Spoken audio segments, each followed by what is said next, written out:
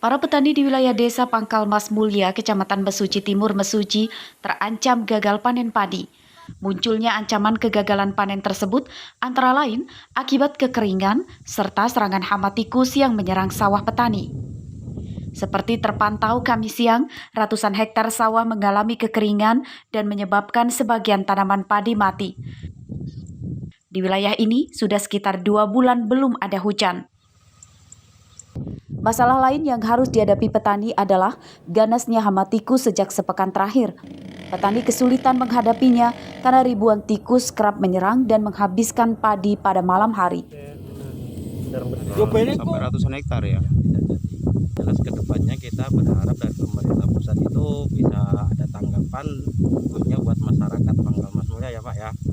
Syukur bagi ada tindakan langsung lah dari pemerintah pusat. Ya kita cuman pakai obat itu Pak, obat pospit itu Pak. Tapi ya kenyataannya tikus bukannya redam malah merajalela. Ya. Pemerintah diminta turun dan membantu petani menyediakan sumber air dan pestisida untuk mengusir hama tikus yang menyerang. Sebab tanaman padi ini adalah satu-satunya harapan perekonomian keluarga mereka. Mustaqim melaporkan dari Mesuji.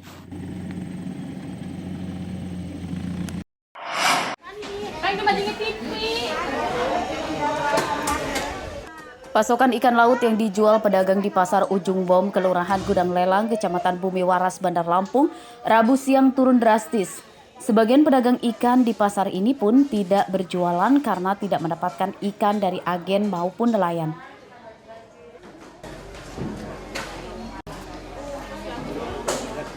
Menurut para pedagang yang masih berjualan, kelangkaan ikan laut ini telah terjadi sejak sekitar 3 pekan lalu. Dampaknya harga ikan laut naik. Harga ikan laut yang naik diantaranya, ikan layang yang sebelumnya Rp22.000 per kilogram, kini naik menjadi Rp30.000 per kilogram. Harga ikan tongkol juga mengalami kenaikan Rp5.000 per kilogram. Dari Rp25.000 kini menjadi Rp30.000 per kilogram. Untuk harga ikan kembung sate mengalami kenaikan signifikan. Dari harga sebelumnya Rp15.000 per kilogramnya, kini naik menjadi Rp50.000 per kilogramnya. Udah hampir sebulanan. Bulanan? Iya, kemarin kan stabil, ini sekarang ini stoknya kurang banyak bener ini. Terus keluhannya apa Mak? Kabarnya kan harga mahal ikan. Keluarnya harganya mahal, pembelinya biasa aja maunya. Pembelinya maunya biasa aja, tetap 25 disarannya karena udah 25. Kelangkaan ikan laut di Pasar Ujung Bom ini terjadi karena banyak nelayan tradisional di pesisir Teluk Bandar Lampung, banyak yang tidak melaut dampak cuaca ekstrim. Karena terbentur ikan di sini mulai kurang, jadi rata-rata mereka yang khususnya nelayan besar ini larinya ke Lampung Timur, musimnya kan di sana. Jadi kayak cantrang apa gitu. Sudah berapa lama ini Pak? Udah hampir 3 bulan jalan lah, 3 bulan jalan musimnya angin utara ini. Ikan laut yang dijual di pasaran Bandar Lampung saat ini dipasok oleh nelayan yang memiliki perahu berukuran besar. Mereka tetap melaut namun mengalihkan wilayah penangkapan ikannya ke wilayah perairan Laut Lampung Timur karena adanya perubahan angin utara. Arsadi Saputra melaporkan dari Bandar Lampung.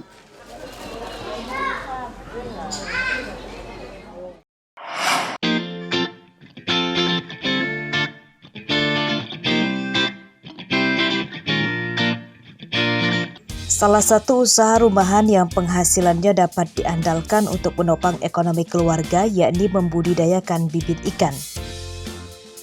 Pekerjaan inilah yang ditekuni oleh Haryono, warga Desa Tunas Jaya, Kecamatan Gunung Agung, Tulang Bawang Barat. Setiap pagi dan sore, ia sibuk memberikan makan ribuan bayi ikan. Budidaya yang dikembangkan Haryono yakni bibit ikan lele, ikan mas, ikan gurame, dan ikan nila. 4 jenis bibit ikan inilah yang mudah dijual karena banyak diminati oleh masyarakat untuk budidaya pembesaran.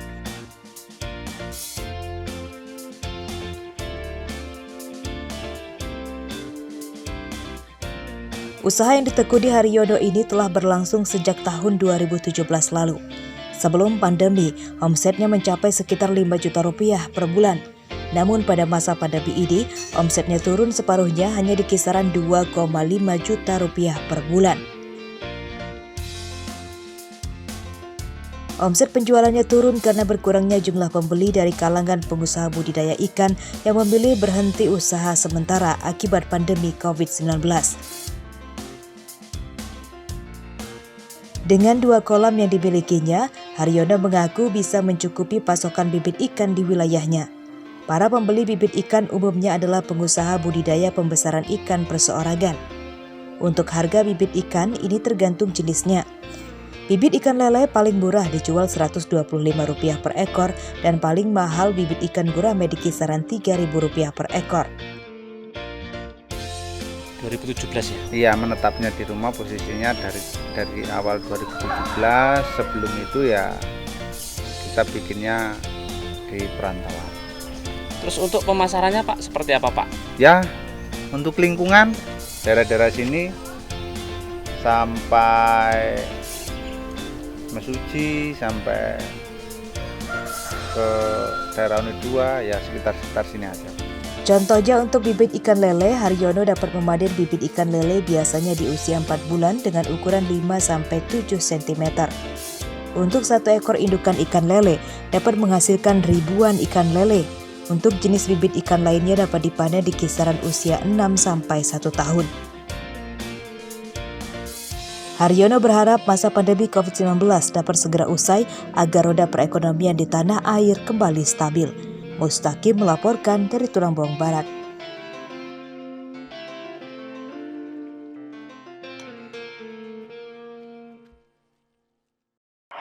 Ibu yang akan melaksanakan proses pemutihan. Antusias warga membayar mengikuti program pemutihan pajak kendaraan pada bulan Agustus 2021 ini menurun. Hal ini dikatakan oleh Kepala Badan Pendapatan Daerah atau Bapenda Lampung, Adi Erlansah pada Kamis siang.